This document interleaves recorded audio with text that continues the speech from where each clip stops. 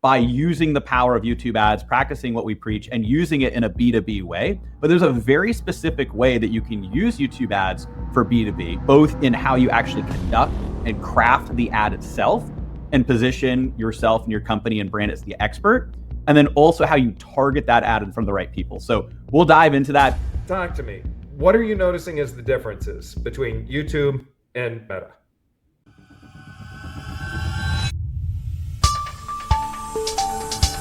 Hey, ladies and gentlemen, welcome to another episode of the Beyond Seven Figures podcast. Let me tell you something.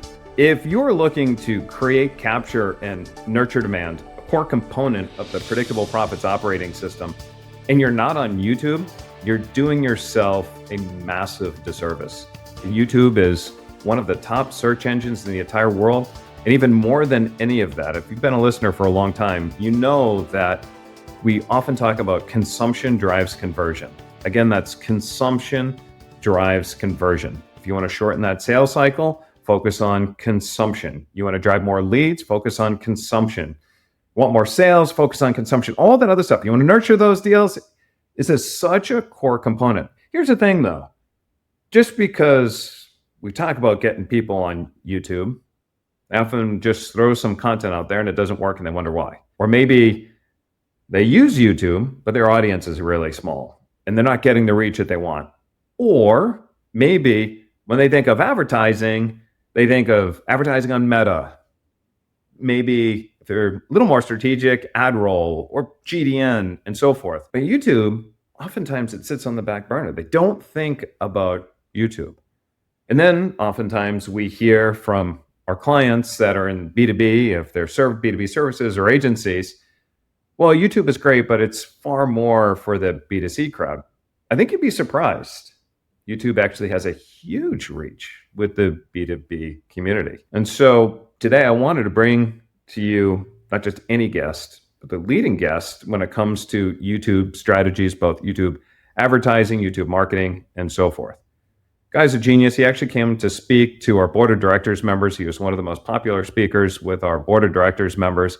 And I wanted to bring him back with you today so you can learn a little bit more about what he does. So without further ado, Aleric from Ad Outreach, welcome to the show, buddy. Yeah, thanks so much for having me. I'm excited to be here. Yeah, man. So let's actually go with one big elephant in the room right now. The B2B crowd, many of them tend to think that YouTube is for the B2C players and not for B2B. What is your response to that? Well, my response is that they're really missing out if that's the way that you think about it, because there is so much opportunity to get in front of B2B buyers, the people that are actually interested in making those decisions through YouTube because of the intent-based nature of YouTube and the way that we can target. And just to give an example, my own business is an example. So obviously I've helped a lot of clients spend a lot of money on ads, but I have personally spent in my business Ad Outreach, the B2B business. We work with businesses, helping them with video marketing, YouTube advertising, all of that, and YouTube channel growth. I have spent personally over $7.5 million on my own YouTube ads to grow and scale my business. And it's done quite well for us. That helped us scale up, on the Inc. 5000. I know you have a lot of, people that come on that, have ramped up, into the Inc. 5000. Several years ago, we were number 60 on the Inc. 5000. We saw that growth by using the power of YouTube ads, practicing what we preach, and using it in a B2B way. But there's a very specific way that you can use YouTube ads for B2B, both in how you actually conduct and craft the ad itself and position yourself and your company and brand as the expert, and then also how you target that ad in front of the right people. So we'll dive into that, but we're a great example. And we also have a lot of other B2B clients as well that are reaching their ideal clients with YouTube ads. And of course, it does, as a lot of people know, work great with B2C as well. Now, when you talk about B2B, of course, there's small B2B when you're communicating directly with the CEO. And then there's enterprise, which is completely on the other side. So is there any qualification factor when it comes to, is YouTube work better for smaller B2B SMBs, or does it work equally as effective for enterprise? Where do you go with that one? That's a great question. So for small and medium-sized businesses, YouTube works great. There's opportunities to reach people that are making decisions in those types of businesses. For more enterprise businesses, it is going to be more challenging, as with any form of advertising other than maybe LinkedIn, where you can target specific job titles, because sometimes it's hard to know exactly who the decision maker is. So if you're only selling to enterprise, and here's the thing, I'm always going to cut people straight. If you're only selling to enterprise, I wouldn't just go to YouTube. However, if you're selling to small, medium, and enterprise clients, you will naturally get some potential enterprise clients in your YouTube advertising as you're running it, because you're going to get the people with the way that we talk about targeting, the way we talk about setting up the ads. It will attract some of the enterprise people, but you have to have the ability for the numbers to make sense to also sell small and mid-sized businesses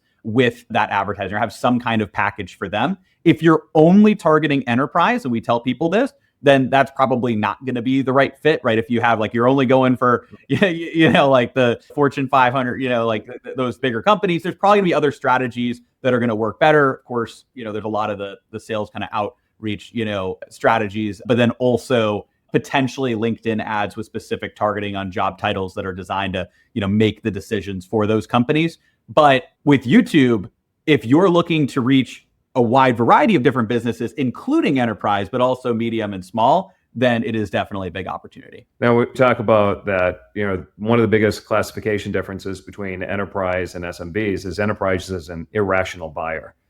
And, many people want to know, like, what does that mean? An irrational buyer is somebody where they don't make the same decisions that maybe you and I would make. In other words, so God could come down himself. He could write a sales presentation, script the whole thing, have the best product, best service, best price, and still not get the job. And the reason is because with an irrational buyer, oftentimes they'll make decisions differently. For enterprise, it's largely, are you the safest option available? That's why there was this old saying a while back that said, nobody ever got fired for buying IBM. Even though IBM didn't have the best mainframe or whatnot, it was the safest option. So people continue to buy IBM. So the enterprise part is irrational versus the small business is more rational. Now, and mid-sized business. Now, I was just on a call with a client earlier today, and I explained to him, because most of his work was on enterprise, and I talked how we could shorten the sales cycle, how we could, grow by just opening up to a little bit more of the rational buyer market. Now, on the irrational side, what a lot of people tend to overlook, especially when it comes to YouTube, is that when you need to become the safest player in the market, safety often is wrapped into awareness. And so if they become more familiar with who you are, in fact, if you're the most familiar brand in their pile of options, by default, they tend to think that you're the safest, because familiarity helps to create that level of trust. And so with YouTube, part of that strategy can also be, as the discerning buyers doing some research, trying to find out more about you and your competitors and whatnot. If you show up more than they do and you're continuously showing up, then you're creating that familiarity. In addition to that, in a discerning environment, they're looking for solutions to problems. And if you're creating those solutions and being able to portray that, and if that's where they find you is on YouTube, again, you're providing the solutions, you help to establish preference. So there's a play that just might be a little bit of a different angle there, so to speak. Exactly. And what's really interesting is that's the type of thing that all of us do, whether we realize it or not. So I'll give even a couple of examples. As you're speaking, I'm talking about myself. Now, of course, you got the irrational, versus rational is going to be a little bit different, enterprise versus small, business. But even if you're looking at, kind of decisions for, like, we had a specialized thing that my main kind of like, business lawyer wasn't able to kind of cover, something that we needed to look at or whatever, contract, all that stuff. And so, I went to go and see, like, who's actually got a personal brand and is publishing like content on you, like, and I'm not thinking about that. I'm not like, oh, one of my qualifications is that. But if I'm comparing a couple of different brands against each other, everybody has, good reviews and potentially some, negative reviews or whatever. But like, it's like, how do I know I can really trust this potential person, right? And you kind of look and you're like, okay, here's the good ones. There's a couple things. All right, that's not too bad. Like, it's like, okay, it took a little bit more time, whatever, But then I look at it and I say, okay, wait a second. This person has content on YouTube, and I feel like I now know this person, and I can trust this person. And the trust element just goes up like that, right? So it's hard to make a decision when you're presented with, just kind of text on a screen where you don't even really know, okay, who's the person saying this, or saying this was a great experience. It's like, But if I actually can see this person, they're knowledgeable, they're on video, for some reason, even though it's content that person's putting out, it's just like their website, it's just going to make you trust them so much more and say, this is the person I want to work with, instead of more of a, kind of a brand where you don't actually have that video content. You don't have that way to really deeper, kind of connect with who that person actually is. Which actually brings up a really good point, because I know you've been leaning in heavily on some uses for AI and video, and I want to jump into that in just a second. But one of the big mistakes that I'm seeing all the time are people are like, all right, I've heard you, Aleric. I've heard you, Charlie. I'm going to go ahead. I'm going to get on YouTube. So I'm going to go to Hey Jen. I'm going to have an AI avatar, and I'm going to go ahead and I'm going to push this Hey Jen content on YouTube and hope that that's going to go viral and give me this big win. But that just throws it in the face of what you just said, where it's like people need to get to know you and understand you and feel like they feel comfortable.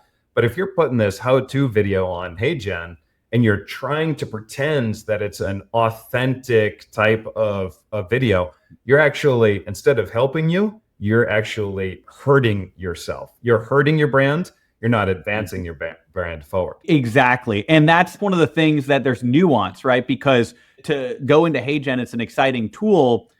That being said, you don't want to outsource your entire personal brand to AI, because people are going to feel that. And so what we've actually found is really interesting. I don't know if I told you this stat yet, but this is something I recently made a LinkedIn post about this, because it's very interesting. But basically what we're finding is that with our AI ad strategy, right? So we're now testing AI ad hooks at the beginning of our ads, and we're using Google VO3. I'm doing like VO3 workshops and stuff like that. It's like, showing people, okay, here's how you can create AI ad hooks, and you could test a ton. So that the benefit is you can go in and you can create 100 of these different ad hooks, see which ones work best, and then find a winner. And those winners can potentially outperform your existing ads, because to film 100 different variations is going to, take you a ton of time, and you can't even do all the different variations. Like you could put yourself in space, all of that. That being said, what we're finding is the best performer is an AI hook followed by a talking head of the person, or the, actually the expert. Let's say it's an expert-based brands. We work with a lot of expert-based brands, which has a lot of intersection with both B2B and then there's also some that are B2C. But basically, an AI hook for the first 8 seconds captures attention. Then the person and the expert, speaking and talking, or if it's a product, demonstrating the product, showcasing the product. But that's not AI. That's a real video. That's actually the top performer. After that is a traditional video with no AI ads. You could take your top performing ad. What I've said is AI ad hooks, but people forget the word hook. Those are outperforming our previous top performing ads. But if you take an ad that's entirely AI, we have not gotten that to convert better than even just the human ad with no AI at all. A full AI ad that's just AI, which people are talking about now. And again, it's cool. It's exciting what you can do. But I think that there's really no soul in that ad. People don't know who that is. And people, I think, subconsciously realize, well, like, who is this company? What is this thing? If it's all generated with AI, it feels a little bit more hollow. So obviously there's going to be some people that convert from it, but there's going to be other people that they don't know why they didn't convert, but they don't convert because the whole thing is AI. The human natural ad, that works well, but the challenge is you're not able to split test as many different interests, and it doesn't quite stand out from the crowd. It doesn't capture attention the way that if you're like a space person kind of floating through, it's like you got an astronaut version of you like floating through space, and you're like, if you want to skyrocket your leads and sales, I'm going to show you how to do that. But then it cuts to me in my office, talking directly to the camera and saying, you can use the power of YouTube ads and a YouTube channel to create a marketing flywheel where people start seeing your video ads and then watching your content. And, it's going to allow you to warm up your ideal clients, blah, blah, blah. So I have like that ad, but the hook captures their attention, and we can test a ton of them. And they're, literally out of this world, right? I can't, film or to animate that without AI, which by the way, that would have been synthetic as well, would have taken a lot more time, effort, and resources in the past. And so I can use AI for the 8-second hook, captures people's attention, also allows us to rapidly split test. But then the rest of it goes into me talking, and then people can actually feel like they know me and they're learning from me, and they know who I am and what my brand represents. And they feel that level of trust that subconsciously makes that ad convert higher than if I had that same hook, but then the rest of the ad was all AI or Hey Gen, for example. I think I saw an ad from you recently, or I watched a video where you were Superman, actually, or some sort of like Superman character. But you're right, actually, because it was different. It was interesting, and it did get me to stop just to be able to say, well, what is this up to? What are you up to? But I also like the fact that, like you said, it does cut into the human element for all those reasons that we mentioned earlier. You have a specific formula, though, that you use for those ads that tend to work and outperform better than just, anybody who's out there trying to create an ad. You mind if we kind of dive into that a little bit? What does that formula look at if somebody's going to create an ad that's successful? So it's hook, educate, call to action.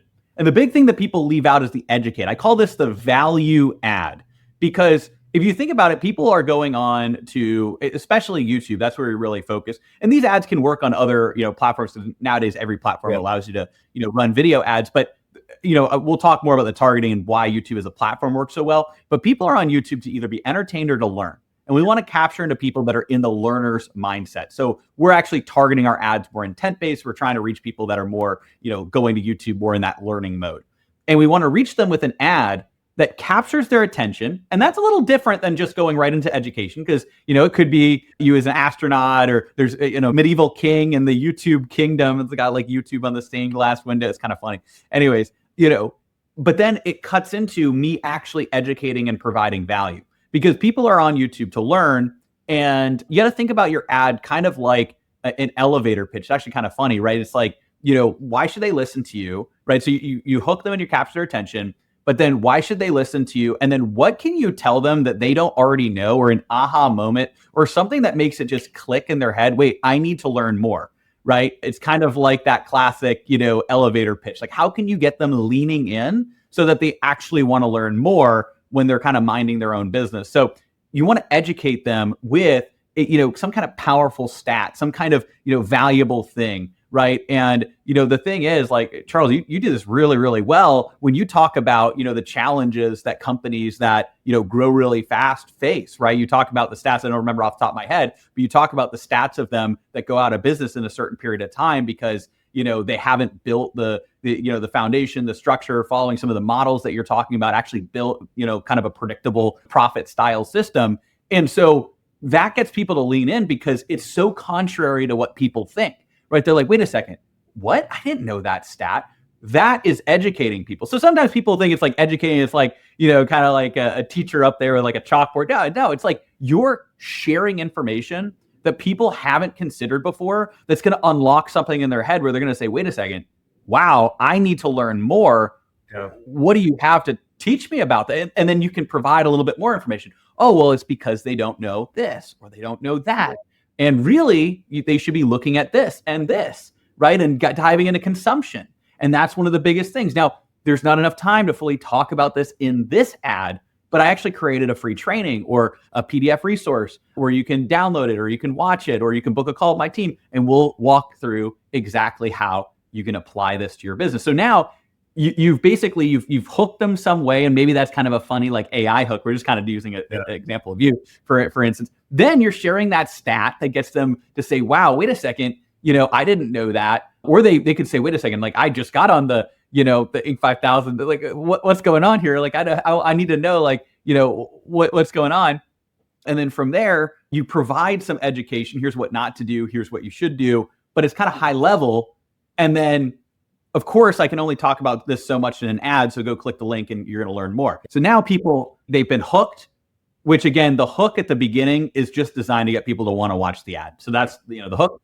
And then the educate section, that's where you're providing real, genuine value, but you're giving them aha moments. You're also subtly adding your credibility in there, right? So after working with XYZ many businesses that were on the Inc. 5000 list, here's what we saw, like we ran studies, you've done studies, like, we ran a study of hundreds or 1,000 of these different businesses, and here's what we found, right? So those types of things. And then you get to the call to action, which is naturally an extension of the education you've been doing in the ad. So hook, educate, call to action, and getting people to opt in and convert from there. And then what's the sweet spot that you found in terms of length of ads? You see some YouTube ads that are 15 seconds, you see 30, then you see some of them that just seem to go on seemingly forever. So what are you finding as a sweet spot? So the sweet spot for this type of ad we've found is between 2 and 3 minutes. So it's a little longer than people would think. So essentially, you actually want to provide real value. And even think about it, a 2 to 3 minute video is actually relatively short in the terms of a YouTube video. The average YouTube video, these days, I don't have the exact stat for you, but in general, a lot of YouTube videos are going over 10 minutes now. So, you probably noticed that more and more of the videos that are being recommended, they might be 12 minutes long, 20 minutes long. Obviously podcasts are a lot longer than that. And sure, there are some shorter videos, but those usually, they might be 5, 6, 7 minutes. Those are standard YouTube videos. So if you're talking about an ad, you do want the ad to be a shorter length than the, standard YouTube video. But the problem is in a 30-second or 60-second ad, sometimes those can work, by the way, for e-commerce. But if you have more of a educational style sale, especially on the B2B side that we're talking about, you want to have time to actually educate and build the know, like, and trust. You also want to have multiple call to actions. But if you're kind of pulling people into your world, you want to have enough time to be able to do that. Now, you don't want the ad to be too long. So that's where, on the other side, if you have an ad like 5 or 6 minutes, that might be, too long of an ad because you're probably filling it with more fluff and different things that's not necessary. So what we found is a hook at the beginning is anywhere from 8 seconds. That's like an AI ad hook all the way up to 30 seconds. Sometimes, by the way, you could have the AI then cut to you, and that's all still kind of part of the hook. Yeah. So that's designed to capture attention, also call out who you're looking to speak to, and you want the wrong people to not watch it, the right people to watch it. Then from there, you want to provide some credibility and dive into educate. And the educate section usually is like 1 to 2 minutes. So you actually want to have that soundbite of teaching. So the way you can think about it too is it's almost like you have, if you think about, a YouTube short or, Instagram reel or TikTok video that you could create that just is a ton of, sometimes it's like you just do like the hooks maybe like a second and then you just kind of dive in and you actually give a bunch of value. Think about it like that. But you're trying to compress value really fast in this ad. What are your biggest, greatest hits that you can share that's going to give an aha moment to that ideal client?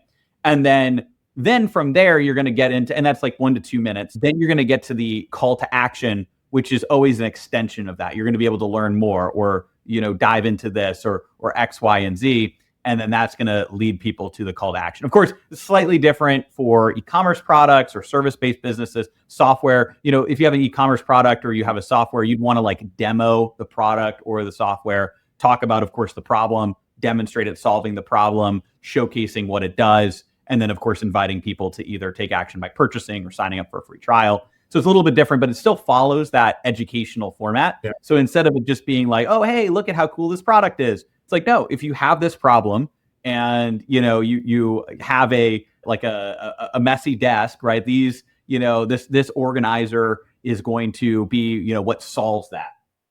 But, it's like here's how it does that. And here's what makes it unique. And here's the problem that we saw in the market. Here's why we fixed it. You can go get it here. Or this software, creates YouTube thumbnails using AI. See, you could just type in something here and then it'll come up with a thumbnail and you can actually edit it and you can put it together. And we've actually noticed that these thumbnails are going to be able to convert better because we've trained it on the top performing thumbnails and, virtually every niche, et cetera, et cetera. Got it. Now, if you look at sort of the B2B service industry, what would you say is an appropriate range for like cost per view? Let's say a client started working with you and they want to get an idea of, what's successful and what's not successful. What have you seen? What is your ultimate goal for somebody to watch? Say, my guess is that you're probably looking at somebody needs to stay about 75% before you consider that like a cost per view, 75% or 100%. Like walk me through the metrics. What do you look for in the key metrics? I know obviously conversion is one element, but YouTube conversion is actually, that's a whole other animal that I think sometimes people don't understand, that it's not always a direct click to purchase, right? There's people watch and then they'll go directly and they'll type in the URL directly and all that other fun stuff. We'll get to that. But so just talk to me about metrics so that people understand, like, what are you looking for? what would you consider to be a healthy number? How does that compare to other platforms like Meta, for example? Give us a lay of the land. First, also have to say it is going to depend on, the business, the industry, who the ideal client is. One of the things in B2B is we want to reach, more like the ideal clients. We'll talk about the targeting side in a second and like how you can actually get a little bit more granular on intent and all of that. And also even target top income earners, right? So you can do top 10% household income, which is a feature that Google has that's based on the data that it knows. Remember, Google is tracking everything from, not just everything you do on YouTube, what you're searching, what you're watching, what you're searching on Google search, but it also has, Google Maps. So it knows, different places that you go to. It has Google Gmail. Exactly. It's your email. Google Analytics is installed on, more than half of every website, 52% of websites. So basically it has all of this data. And so it's going to depend, in terms of the overall cost per view and then cost per click and then cost per conversion. And like you said, there's something called view through conversion. So somebody might see an ad on YouTube, but they didn't click to convert. They potentially searched, and that's also why you want to have a strategy on, with your Google search, you're doing exact match bidding, and all of that, like exact match searches and bidding, to be at the top of impression share, to say. And so basically what you're doing is if people see you on YouTube, they might search for your brand on Google and find you there, or it might be a part of the buyer journey. Now, YouTube has evolved their ads to demand gen, which they're looking to kind of, not that it's a problem, but like kind of solve for that in terms of like basically say, they're actually going to show strategic ads at different points in time from the in-stream ads that appear in front of videos, the classic ads we know about, but also YouTube short ads that appear, in the shorts feed. And those are kind of shorter. It follows the same format, but that would be a more compressed version of what I shared earlier. And then also in-feed ads that appear in search results, suggested videos as people are scrolling on the feed, and then even strategic ads that pop up either video or image on other places in the Google network and ecosystem. And so essentially, they're looking to create a formula where somebody might see an ad here as, let's say, a short, and then they see an ad as an in-stream video, and then maybe they see it pop up, somewhere else, and then they click it, and now they can kind of track back that conversion. It's called demand gen, so designed to like generate demand through video. So to go back to answer your question though, in terms of metrics and all of that, it is going to depend. I would look more at reverse engineer what's allowable for you. So if you know what some of your metrics are for your conversions, what's your allowable cost per conversion that's going to get you the return on ad spend that you're looking for?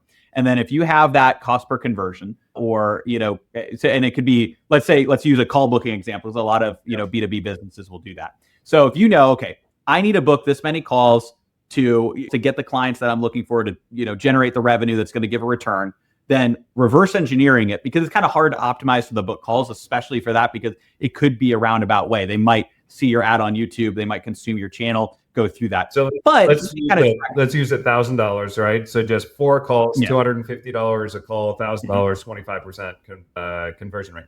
You want those numbers to be better. Let's use those numbers as like... Yeah, exactly. If you could use those numbers, you want those numbers, and we do see those numbers be better, depending on, where it is and what the industry is. But let's just use those numbers, right? Let's say you're looking for that, $1,000 for the sale, so $250 for a call. So then you'd reverse engineer it. Now you should be able to get, usually you want to kind of target up to like 15% will like go and book a call. But if you want to be conservative on that, you say like basically $25 to $30, per lead would be your kind of allowable. Let's call it $25 if you have like a 10% conversion. Now, the thing that increases the conversion from lead to call is actually what you talk about, which is consumption and nurture. We kind of see that you should by default have like 10% of those people like, book a call through your funnel. But the other 5% is where you're nurturing them. But that is a huge lift. And you could even get up to 20%, by the way, too, or even potentially higher, depending on the business, depending on, the leads that you have. But 15% is the benchmark we like to see.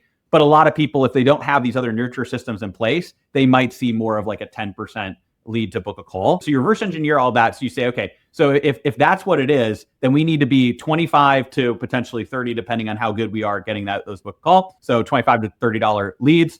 And then we reverse engineer, okay, what's our conversion rate on a landing page? You try to get the landing page conversion rate to be about, let's say 20%. Obviously you can have higher, you could have lower, but let's say it's 20%. So using that, kind of 25 If we, basically reverse engineer that, then it's like, okay, well, we have a $5, cost per click that we're looking to get.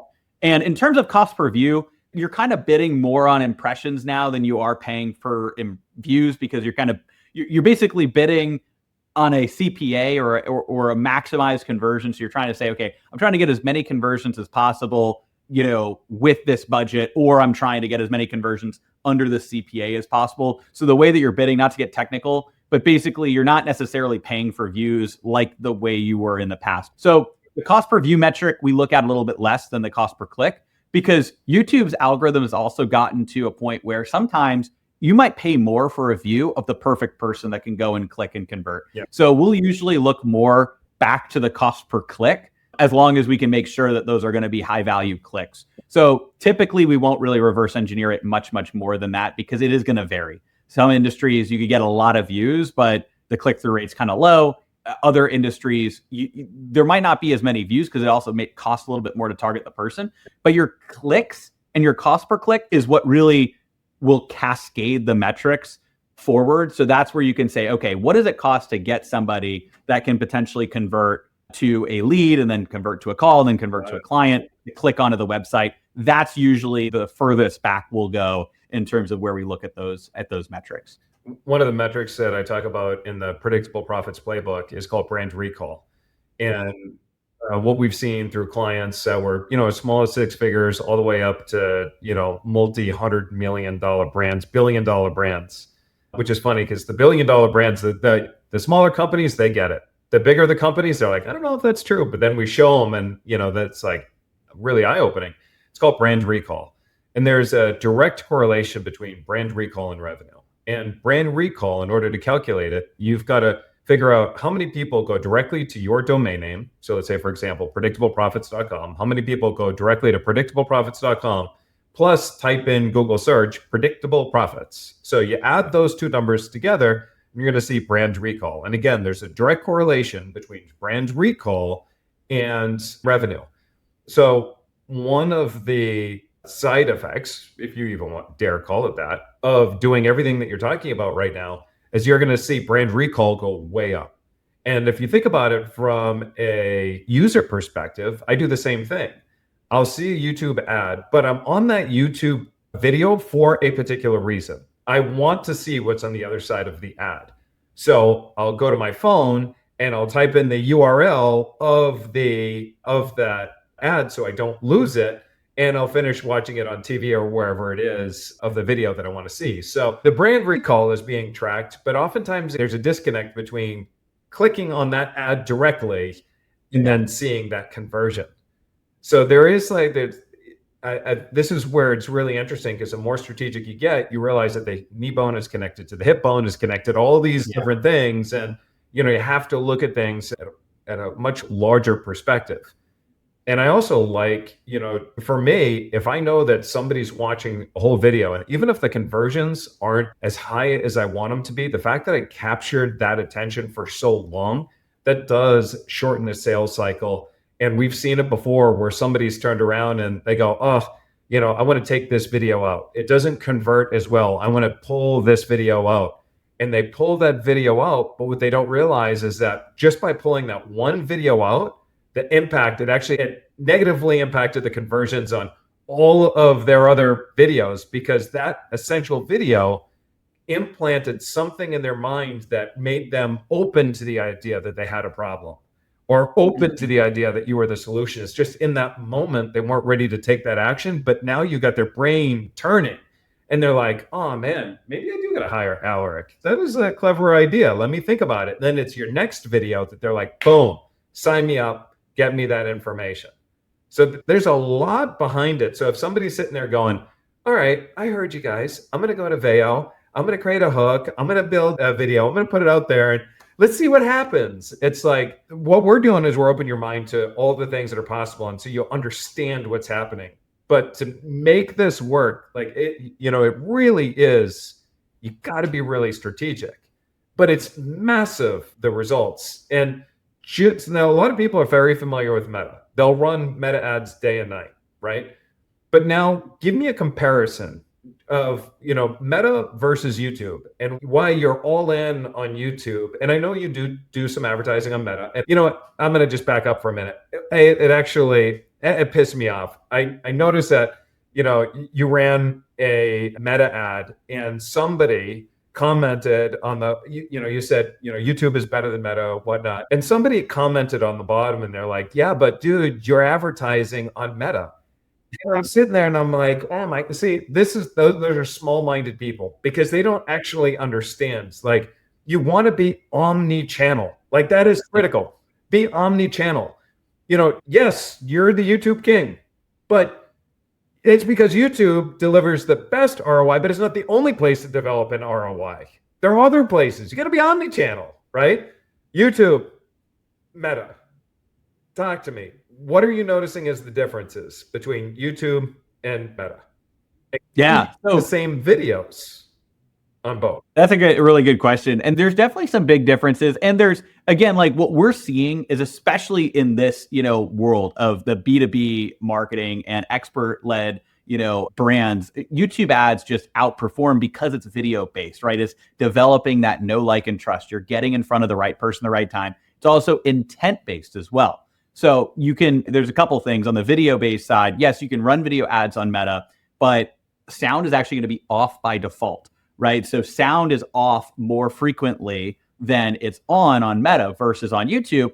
The vast majority, 99 times out of 100, sound is on. People are watching videos with sound. They're watching a video. They're also in video consumption mode. They're not just scrolling. They have to watch the first few seconds if you run it as an in-stream ad, which is the main type of, those ads, right? And so they're watching that ad. They have to kind of see that hook, right? That's going to determine whether they're interested or not. And Google's gaining a lot of information by essentially making people have to pay attention to the hook. It's genius, right? Versus on Meta, it's kind of very easy just to scroll past. And so it's a little bit of a different thing that's going to hook people. So what I would say is, people are in different mindsets. People are on YouTube looking to learn. They're looking to be educated. They're looking to actually, figure out a way to solve a problem that they have. So they'll go on YouTube. They might be looking to learn. You get in front of them with an ad that calls out the problem that they have or hooks them in some way or has a VO hook, whatever. It's like an AI, and then it pulls people in. Then it educates. You're actually getting value from it. So it feels native to the platform on YouTube. Oh, wow, I've got some information. So you've earned my click and then, conversion or whatever from there to fill out your information and opt in and go into the ecosystem. Now, Facebook is going to be a little bit different because it's more of a pattern interrupt, right? You're getting in front of people as they're scrolling. Now, Facebook does have a lot of eyeballs, a lot of people that are scrolling there, and you can get in front of people. The way you capture attention is different. It's more of a pattern interrupt. It's also about the text, not just the video or the image, right? It's about the text as well. Something that's also going to generate a little bit of controversy might work a little bit better, like me saying YouTube ads are bad. There's a reason it's also running some of those too, because we obviously have all kinds of different ads that we run as part of we call it omnipresent, but I know the omni-channel, right, is the overall strategy, but really having that omnipresent, omni-channel strategy to reach people everywhere. And we also do a lot of retargeting on every platform, and including like LinkedIn and, and other, places as well. But basically, obviously, because I call out, Meta and Facebook ads, that one is kind of a funny. It's like, it's like, all right, I'm talking about that. I'm there in enemy turf. And the people that are actually commenting are going to help that ad perform better, which is kind of interesting. But what we see on Meta is it has an ability to get in front of people as they're kind of scrolling and like kind of pop up and kind of just more pattern interrupt, pop an idea into their mind. Also, Meta can work if people are kind of in a spot where they're consuming information. So it's actually can be good to send people to a long form sales page. So I'll actually be fair and honest to the way that Meta can convert quite well for long form sales copy that's text based because people are already scrolling. So people are scrolling, they click a Meta ad, and if you have like a long form copy, if they're already reading it, especially if it's kind of set up like social media, if you've seen those sales pages that have the images, they have they have like the bold text, and then they have like the different details that kind of pulls you in. It reads like a social media page. Those can convert quite well on Meta, but it's going to run into issues is with targeting people that have intent at the moment that they have intent and reaching people that are ready to consume video content, which we know video content absolutely increases the consumption and drives conversion, especially for a higher priced sale. So maybe across different sales, if you're selling like a $50 product, you can run that effectively with like a sales copy, or you're sending people to, a Shopify store or whatever. But on YouTube, like if you're running more of a B2B, multi-$1,000 or multi-$10,000 deal, you have to develop that know, like, and trust and get people to consume your content and watch your content. And so what we see is people actually watching video sales letters or webinars coming from Facebook and Instagram is just very, very low. The attention span from that, same thing if you try to run to those on TikTok as well, right? The attention span, the mode that they're in, they're either reading and consuming information or they want quick hits. So they might opt in, but they're not necessarily going to consume immediately. And we know how cluttered our emails are. If they're on YouTube and they're watching videos on how to market their business, grow their business, and they see an ad from me or they see an ad from you, right? And then they say, wow, I need to learn more about this. I just got, some information and educated. I'm going to click the link. And then it's a free training, which is our favorite playbook to run off the back of YouTube, is a free training or a resource plus a free training. But anyways, they then go to a free training. So they sign up, name, email, phone number. Now, next thing you know, they're watching a video that feels like a YouTube video. We actually call it a video conversion training.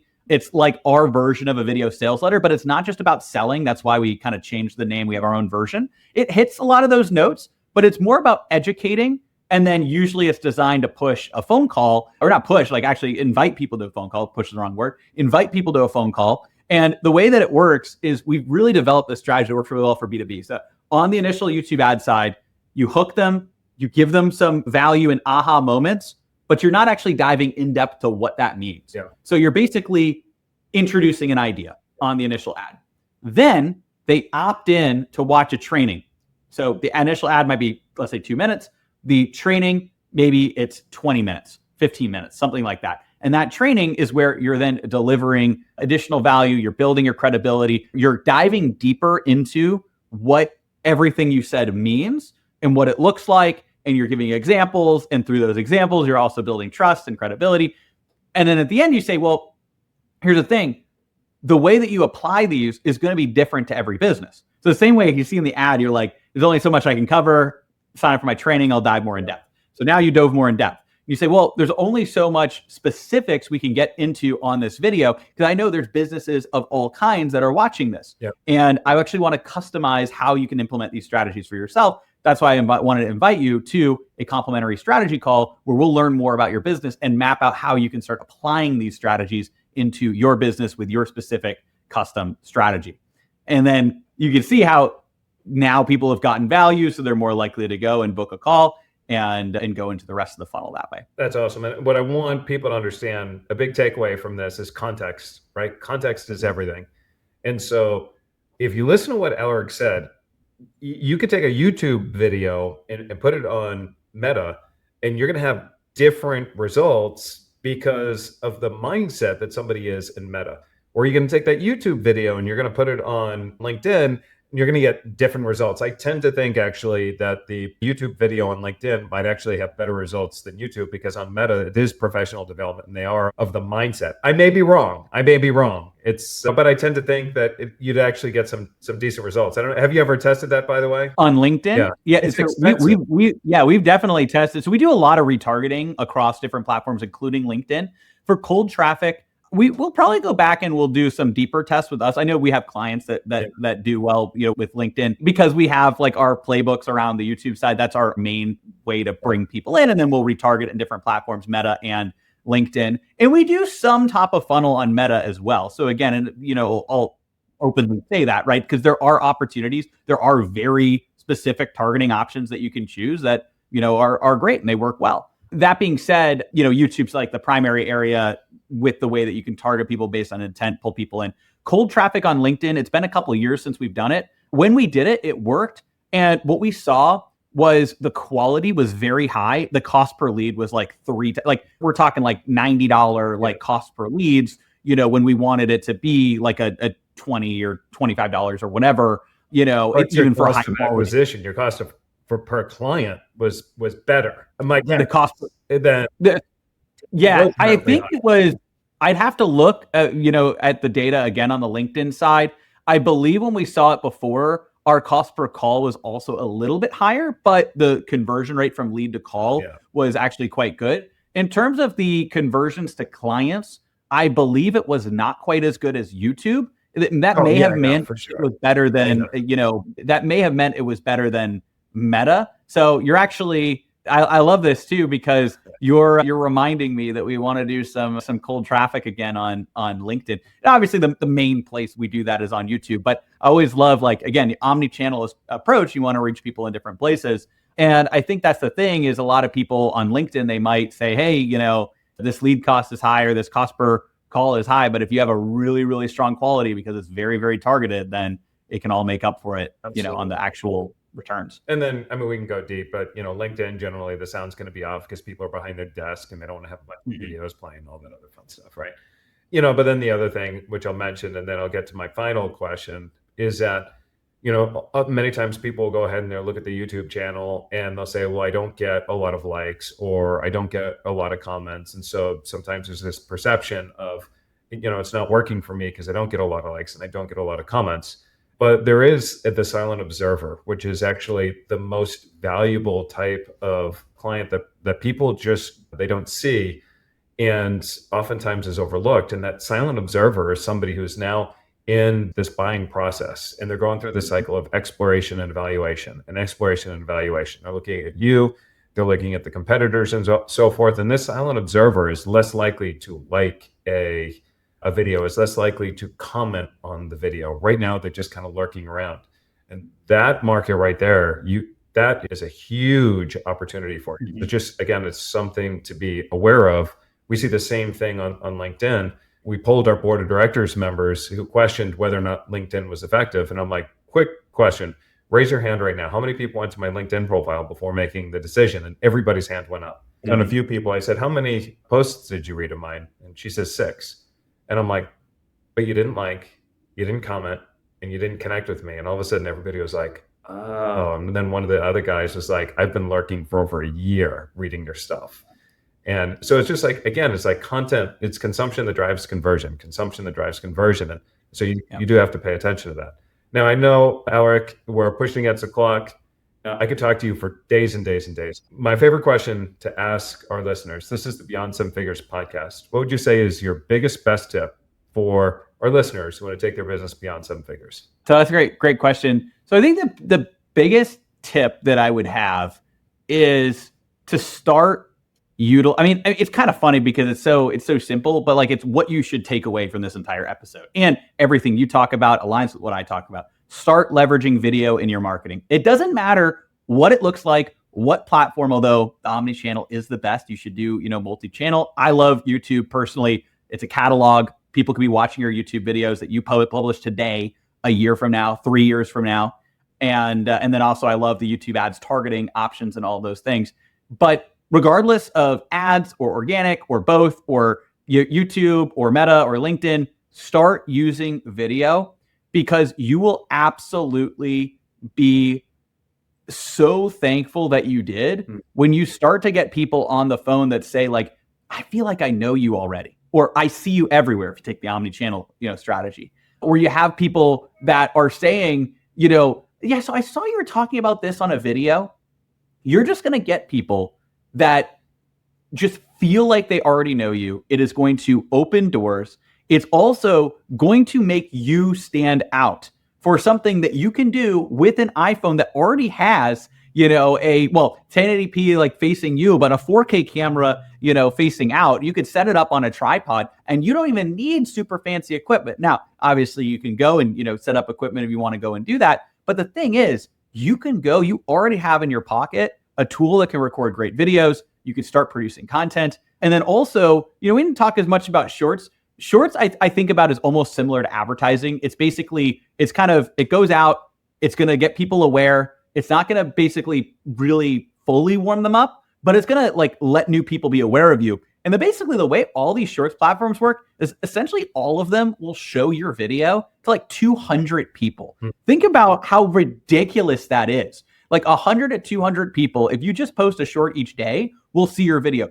Instagram has an interesting thing where trial reels will literally just send it to 200 new random people. YouTube Shorts, that'll go out to some of your existing people, but also new people as well. So you have an opportunity to, create video content. The long form content, by the way, is what I recommend the most because that's what's going to get people to actually buy. I know you talked about that too. The consumption is going to drive that. That's going to build the know, like, and trust. Publishing out of different platforms, especially YouTube. It's a catalog. People can go there, binge that content. But the short form content as well, which you can clip from long form content, and you can use AI because it's a human, you talking, but AI can clip it. That's going to reach people. And then advertising, if you're looking to get into advertising, here's what I would say, right? If a picture is worth 1,000 words, a video is worth 1,000,000. So why not use a video to get in front of people? And while you're getting conversions, you're building know, like, and trust. Love it, love it, love it. And now people want to learn more about you, the work that you do.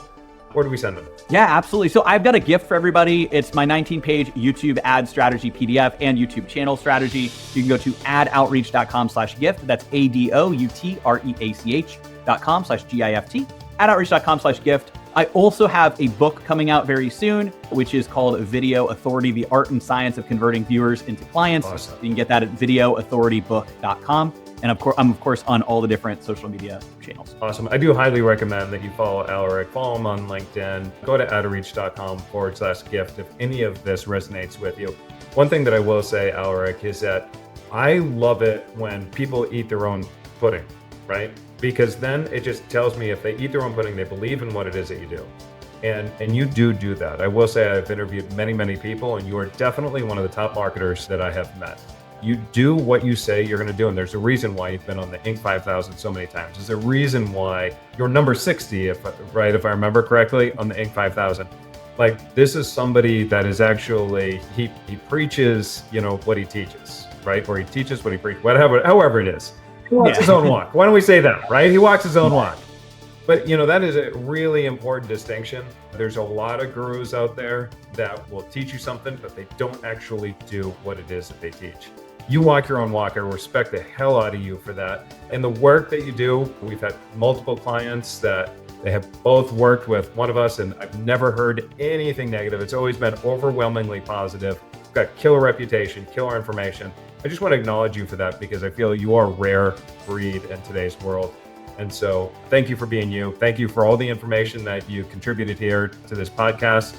That wraps up today's episode of Beyond Seven Figures podcast. adoutreach.com/gift, and then you can follow him on LinkedIn, all that other fun stuff. If you're looking for more tips, strategies, and information to grow your business faster, more predictably, or less dependent on you, also check us out at predictableprofits.com. Again, that is predictableprofits.com. This is Charles Cadet with my buddy Aleric, and I'll see you in another episode.